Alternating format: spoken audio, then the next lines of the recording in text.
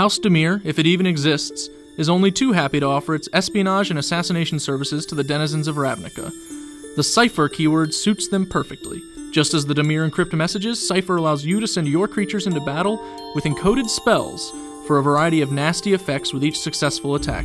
Against the wishes of Lazav Dimir Mastermind, our own rogue, Brian Braun-Duin, has all the secrets for Gatecrash Limited. Hello everyone, I'm Brian Braun-Duin, and I'm here to talk about the Dimir Guild in Gatecrash and how I think you should draft the guild.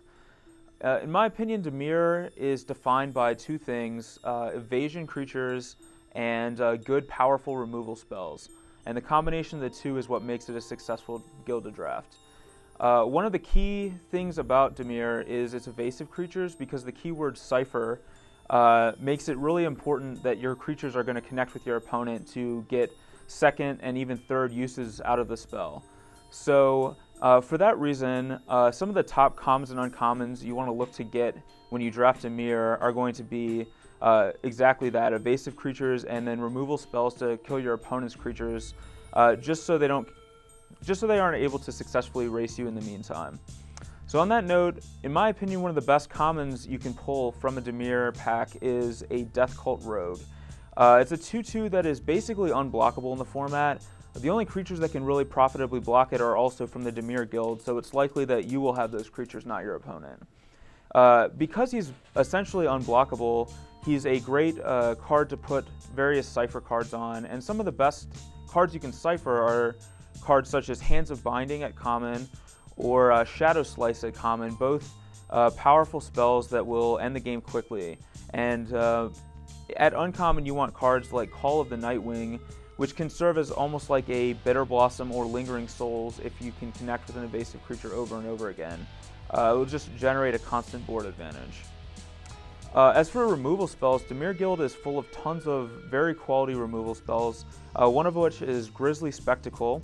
At 4 mana at instant speed, you can basically kill any creature in the format, and additionally it will mill your opponent until they hit a land, which is relevant for certain other cards in the Dimir Guild, such as Death's Approach, another removal spell. This card's very similar to Deadweight in Innistrad, in that it gives a creature -X/-X, where X is the number of creatures in their graveyard, and having cards like Grisly Spectacle or Sage's Road Denizen or like Psychic Strike to provide some incidental mill against your opponent is going to turn this on. And it's also likely that just trading in creature combat will make this at least a -2/-2. Sometimes it can be a lot more. So those are probably the two premier removal spells for Dimir. Devour Flesh, is another good one that will it goes well in tandem with some of your other removal spells, but it's not usually a great one to have just by yourself because you're going to end up hitting, their worst creature. But if you have enough other removal spells to clear the way, then it can be very powerful. Another important creature for the Dimir Guild is Cloudfin Raptor, simply because it comes down super early in the game, lets your other creatures evolve it up, and then it has flying, so it's going to be tough for your opponent to block. You can put like a Hands of Binding or a Shadow Slice on it and end the game very quickly. As for some of the most powerful uncommons that Dimir has, number one on my list is White of Precinct 6. And the reason is that this card can grow to be a 5/5 or even bigger, and it actually doesn't take a lot of work to do it. Much like Death's Approach, a lot of the cards in the Dimir Guild incidentally will mill your opponent and put some of their creatures into their graveyard. As a result, the white probably comes down as a 3/3, a 4/4, and can grow to be as big as like a 15/15 as I experienced in the pre-release. Another good one is Bane Alley Broker. What Bane Alley Broker offers is a large toughness, which lets you profitably block a lot of ground creatures while you try to race them with evasion.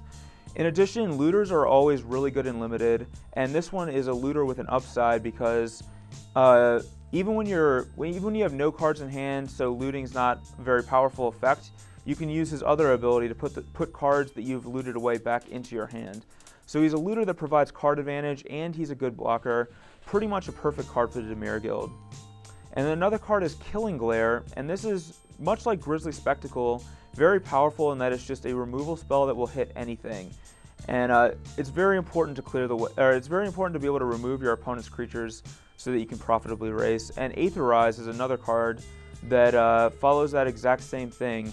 While you're hitting them with your flyers and your unblockables, you can bounce all of their attacking creatures and set them back, sometimes even 2 or 3 turns, as they try to recast them all. And then the final card is Call of the Nightwing, which I touched on a little bit before. And I just want to say that this card, I've not had the chance to see it in action a lot, but it looks like it can be a super powerful effect if you can get it going very early. As for rares, the Dimir Guild offers a lot of powerful rares, but in my opinion, the strongest one and the one you're most likely to see is Consuming Aberration. It lets every spell you cast mill your opponent, and then its power and toughness are equal to the number of cards in their graveyard. I had a chance to play this card at the pre-release, and I was blown away by how powerful it was.